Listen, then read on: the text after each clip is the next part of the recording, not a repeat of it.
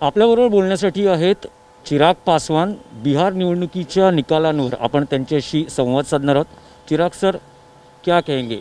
नतीजे तो स्पष्ट हो चुके हैं, आपकी पहली रिएक्शन? देखिए, संतोषजनक है। जिस तरीके से हम लोग परिणाम चाहते थे, कहीं ना कहीं अधिकांश हम लोग अपने पैरामीटर्स, हम लोग अपने लक्ष्य की प्राप्ति में हम लोग सफल रहे। मैं चाहता था कि भारतीय जनता पार्टी का प्रदर्शन बेहतर रहे, प्रदर्शन बेहतर रहा। जनता दल यूनाइटेड को डेंट देना मेरा लक्ष्य था। मैं चाहता था कि उनको नुकसान हो, उनको नुकसान हुआ है। आधी से भी कम सीटों पर जिस तरीके से जनता दल यूनाइटेड और मौजूदा मुख्यमंत्री नीतीश कुमार जी की पार्टी आई है, हाँ, मैं साथ में इतना ज़रूर चाहता था कि हम लोग भी सीटें ज़्यादा जीतें। इलेक्टोरल पॉलिटिक्स में सीटों की संख्या भी मायने रखती है। वो ज़रूर कहीं ना कहीं उसमें हम लोगों से चूक हुई, और उसके कारण भी मैं जानता हूँ कि जिस तरीके से पापा की तबीयत ख़राब थी और बीच में जिस तरीके से उनका निधन हुआ, प्रचार में जितना समय मुझे देना चाहिए था शायद मैं उतना समय मैं नहीं दे पाया, ये कारण हो सकता है। बट उसके बावजूद जिस तरीके से हम लोग का मत प्रतिशत हम लोग का बढ़ा है, जिस तरीके से जनाधार हम लोग का बढ़ा है, लगभग दुगने मत प्रतिशत के साथ आज पार्टी तैयार हुई है। 25 लाख से ज़्यादा बिहार की जनता ने हम लोग के ऊपर विश्वास किया है। बिहार फर्स्ट, बिहारी फर्स्ट को अपना समर्थन दिया है, और 6% से ज़्यादा पार्टी ने अपना जनाधार तैयार किया है। मुझे लगता है कि ये जो नई ताकत लोक जनशक्ति पार्टी को मिली है, और वो भी अकेले चुनाव लड़ने पर। कई ऐसे दल हैं जो बोलते थे कि भैया लोजपा अकेले चुनाव लड़ लेगी तो अपनी हैसियत पता चल जाएगी, हैसियत पता चल जाएगी। आज की तारीख में इतना तो है कि अकेले चुनाव लड़कर भी लोक जनशक्ति पार्टी ने अपनी हैसियत, अपनी ताकत को बढ़ाया ही है, कम नहीं किया। मत प्रतिशत अगर आप देखें तो 6% के आसपास हम लोग गए हैं, जो कि हम लोग का पिछली बार से लेकिन आंकड़ों में कम दिखाई दे रहे हैं। इससे पहले 3 से 5 रहते थे, अभी सिर्फ एक ही विधायक चुन के आए। हाँ बिल्कुल, हम लोग का एक विधायक आए। इससे पहले हम लोग के पास सिर्फ 2 ही विधायक थे। अब हम लोग का एक विधायक हम लोग का जीत कर आए। संख्या में ज़रूर आप बोलेंगे, बट हाँ, अगर आप मेरे प्रत्याशियों का इंडिविजुअल परफॉर्मेंस देखें, 50,000 55,000 का मत जो हमारे प्रत्याशियों को मिला है, ये हम लोग को विश्वास दिलाता है कि 2025 में यही आधार बनेगा हम लोग की लड़ाई का। लेकिन जेडीयू के नेता सब आप पे ठिकरा फोड़ रहे हैं। उनका जो परफॉर्मेंस वीक रहा, उनकी कई सारी सीटें, 30 से 35 सीटें आपने सीधा क्रैश कर दी। तो क्यों ठीकरा मुझ पे फोड़ रहे हैं?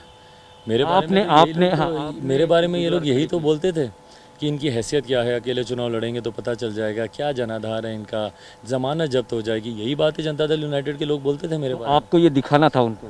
मैंने दिखा दिया।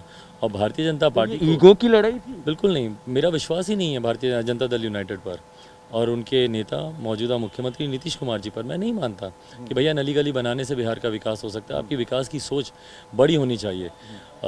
मेरा उनके नेतृत्व को स्वीकारना मेरे लिए असंभव था, और मुझे खुशी है कि लोजपा ने अपनी नीतियों के साथ, अपने सिद्धांतों के साथ समझौता नहीं किया। अकेले हम लोगों ने चुनाव लड़ा और पूरे दमखम के साथ हम लोगों ने चुनाव लड़ा। लेकिन इस बार फिर से मुख्यमंत्री बन रहे हैं। आपका तो पूरा अपोज था।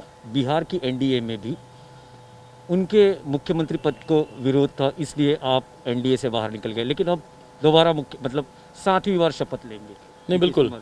अब इस बात पे मैं क्या टिप्पणी करूं, क्योंकि जिस गठबंधन से वो शपथ ले रहे हैं उस गठबंधन के पास पूर्ण बहुमत है। मैं अगर इन्फ्लुएंस कर सकता डिसीजन मेकिंग को तो मैं ज़रूर अपनी बातों को मैं रखता। बट आज की तारीख में ये निर्णय भारतीय जनता पार्टी को लेना कि किसको मुख्यमंत्री बनाना चाहती है, और जो भी निर्णय लेगी, मुझे लगता है हमारे प्रधानमंत्री जी पूरी तरीके से सक्षम हैं, जानकार हैं कि वो जो भी उनका निर्णय होगा बिहार के हित में होगा। लेकिन आप प्रधानमंत्री के हनुमान है, ऐसे पूरे प्रचार में, कैंपेन में कहा जा रहा था। लेकिन इस हनुमान ने बजाय लंका के अयोध्या में ही आग लगा दी, ऐसी भी चर्चा है। बहुत सारे बीजेपी के उम्मीदवार हैं, उनको भी आपका परिणाम इसमें से जो बात नहीं, भाजपा को बल्कि इसका लाभ हुआ है। भाजपा की हर सीट पर आप देखिए जिस तरीके से लोक जनशक्ति पार्टी ने के कार्यकर्ताओं ने अपना समर्थन दिया है भारतीय जनता पार्टी को, और जिसका लाभ भारतीय जनता पार्टी को हुआ है। लेकिन एनडीए को तो नुकसान हुआ है। हाँ, ये बात तो मैंने शुरू से कही थी। कौन सी ऐसी बात है जो मैंने कही ना हो और मैंने छुपा कर की हो? जो मैंने कहा वही मैंने किया।